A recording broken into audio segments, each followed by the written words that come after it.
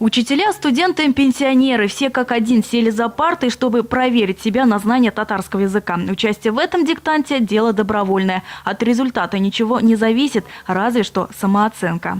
Как только услышала, пришла обязательно в порядке писать и хорошую оценку получить. Пятерку. Пятерку обязательно. Я забыла татарский язык, почти забыла, потому что я преподаю русский язык. И решила сюда прийти, чтобы проверить свои знания. Волнуются не только участники, но и те, кто читает диктант. Артистка драмтеатра Гузель Шамарданова в роли диктора впервые. Каждое предложение она повторяет по несколько раз, делая интонационные подсказки. Көз иде. Шыбыр-шыбыр ява торган вак яңгыр, күзгә төртсәң күренмәс караңгы төнгә. Но мы за час собрались со всеми, кто читает диктант, и обсудили, где и как нам нужно, чтобы легче и проще было все-таки написать.